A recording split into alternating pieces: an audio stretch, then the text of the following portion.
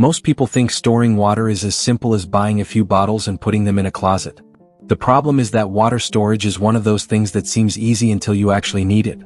A severe storm, a power outage, a water main break, a contamination event, or a prolonged drought can quickly remind families how dependent they are on running water every single day.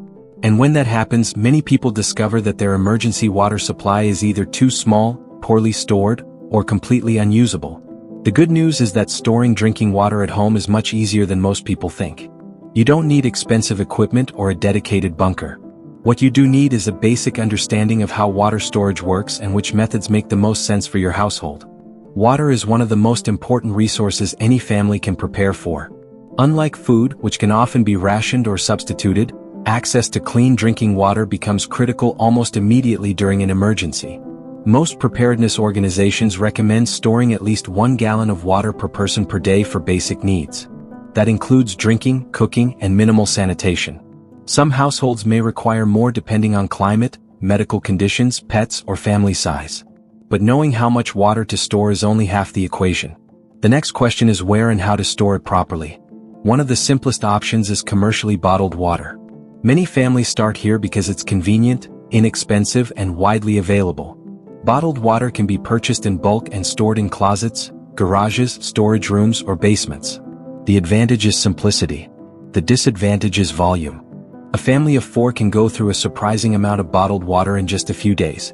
What seems like a large supply may not last nearly as long as expected during an extended disruption. That's why many preparedness-minded households eventually move toward larger storage containers. Purpose-built water containers are designed specifically for long-term storage. They typically hold anywhere from a few gallons to dozens of gallons and are made from food-grade materials intended to preserve water quality. These containers are often easier to organize and can provide a much larger reserve without requiring hundreds of individual bottles. Location matters as well. One of the biggest mistakes people make is storing water in places exposed to excessive heat or direct sunlight. High temperatures can reduce storage quality over time and may affect container integrity. Ideally, drinking water should be stored in a cool, dry area away from sunlight whenever possible. Basements, interior storage rooms, utility areas, and climate-controlled garages are often preferred locations. Organization is another important factor. Many people purchase emergency supplies with good intentions but forget to rotate them. A simple labeling system can help households keep track of storage dates and replacement schedules. This reduces waste and helps ensure water remains fresh when it's actually needed. Beyond containers, many families also invest in filtration systems. Storage is important, but flexibility is equally valuable.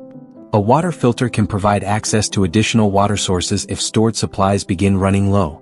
Portable filters, gravity-fed systems, and countertop filtration units have become increasingly popular among preparedness communities because they add another layer of resilience.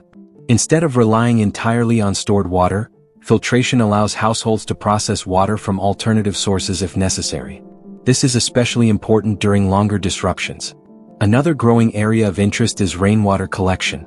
Rainwater systems vary significantly in size and complexity. Some homeowners use simple collection barrels connected to roof gutters, while others install larger systems designed to support gardens, landscaping, or emergency reserves. It's important to understand that untreated rainwater may not always be suitable for drinking without proper filtration and purification. However, many homeowners view rainwater collection as a useful supplemental resource during emergencies. In recent years, some people have also started exploring atmospheric water generation technologies. These systems use condensation principles to collect moisture from the air. Similar to how water forms on a cold surface during humid weather, atmospheric water systems attempt to capture and collect that moisture for practical use. Interest in these systems has grown among homeowners interested in off-grid living, emergency preparedness, and utility independence. While different systems vary in design and output, they reflect a broader trend toward creating multiple backup options rather than relying on a single source. And that may be the most important lesson when it comes to water storage. Preparedness is not about finding one perfect solution. It's about building layers. Stored water, filtration, collection systems, backup containers, emergency planning. Each layer increases resilience and reduces dependence on a single point of failure. Many households assume water emergencies are rare, but history shows otherwise.